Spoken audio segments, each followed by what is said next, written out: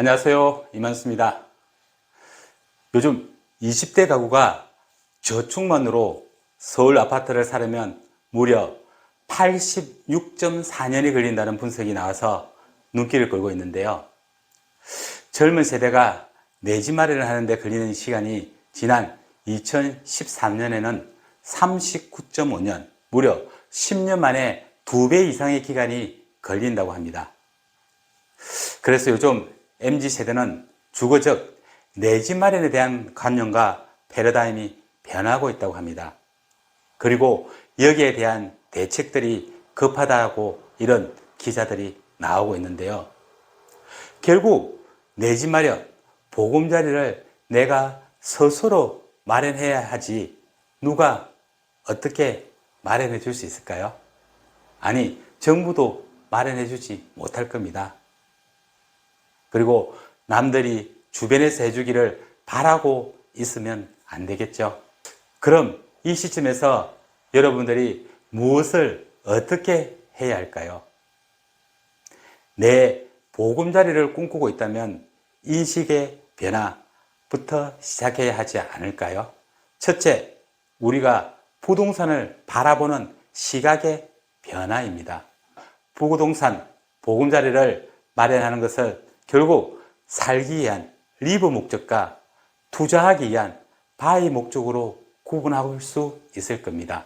여기에 투자 목적에서 거주 목적으로 흘러가는 흐름 속에서 이것마저도 포기하는 MZ세대가 많다는 것이 사회적 문제로까지 인식이 되고 있습니다. 집을 단순히 사는 리브 공간으로 생각한다면 실수요만 고려한 사람들이겠죠. 집을 리브 사는 것도 되지만 우리 수익을 위해서 사는 바이의 일종으로 상품이라고 생각한다면 투자 수요를 아는 그런 사람일 것입니다. 그래서 이런 우리 젊은 세대가 인식의 변화 또한 필요하다고 저는 생각합니다. 둘째, 내 집 마련에 86년이 걸린다. 어느 조사기관에 따르면 20대 가구의 연 평균 소득이 4,100만 원 정도 된다고 하고 여기에 소비 지출을 빼고 난 저축 가능 금액이 1,400만 원 정도 된다고 합니다. 이 금액으로 서울의 중위가격 아파트, 11억, 12억 아파트를 사려면 약 80년 이상 걸린다는 것인데요. 수년간 주택가격 급등으로 인해서 젊은 세대의 자산 불평등에 대한 불만의 볼멘 소리가 사회에 이곳저곳 퍼지고 있고 또 사회 기저에 깔려 있습니다. 하지만 부동산을 바라보는 이런 부정적인 인식 자체가 안타까운데요. 부동산이라는 것이 우리 생활에서 가장 직접적이고 현실적인 필수제잖아요. 젊은 세대가 사회에 발을 내딛는 순간부터 부동산을 접하게 될 것입니다.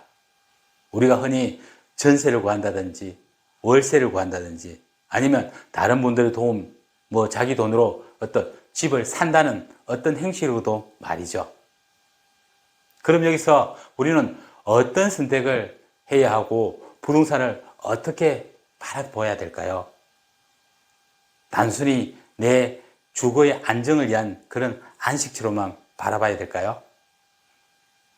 한번 고민할 필요가 있지 않겠습니까? 셋째, 내 집 마련, 보금자리도 연습이 필요하다고 생각합니다. 우리가 내 집 마련하는 것도 당연히 처음부터 이렇게 큰 금액으로 한 번에 살 수 없을 것입니다. 자, 그럼 어떻게 해야 할까요? 보금자리, 내 집 마련을 현재가 아닌 약 5년, 10년을 바라보고 중장기 플랜으로 마련하는 것입니다. 당연히 저축만으로 부족하죠. 현재 받는 월급을 한 푼도 쓰지 않고 저축한다고 해도 수십 년이 걸리는 게 되는 것이니까요. 여기서 제가 한번 여러분들하고 고민할 부분이 종잣돈 몇천으로도 살 수 있는 부동산을 이런 투자 개념으로 한번 접근해 보는 것입니다. 몇 년에 걸쳐서 수차례에 걸쳐서 이런 투자 개념을 한번 생각해서 하시다 보면 내 자산이 생각하는 기간보다 훨씬 더 빨리 더 큰 금액으로 불어나 있을 것입니다.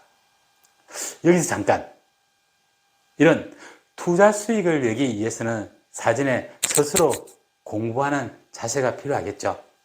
그리고 저 같은 부동산 멘토를, 진정한 부동산, 본인의 자산 정식을 위한 그런 멘토를 옆에 두는 것도 한 방법일 겁니다. 종잣돈이 튼튼한 자산으로 크게 무럭무럭 자랄 때까지 계속해서 우리가 종잣돈을 굴리는 것을 연습해야 합니다. 이런 말도 있죠. 투자는 똑똑한 사람보다 빠르게 행동하는 사람이 성공한다고요. 그리고 성공의 그 기본은 밖에 있는 것이 아니라 내 안에 있는 것임을 명심하고, 투자가 먼저가 아니라 우리 마음의 부자, 그리고 마음의 지식을 쌓는 것부터 준비하면 어떨까요? 오늘은 이렇게 내 집 마련에 대한 기본적인 트렌드 변화와 마인드 등에 대한 이야기를 해봤고, 다음에도 또 좋은 주제를 가지고 여러분들과 함께 공유하는 시간을 갖도록 하겠습니다. 감사합니다.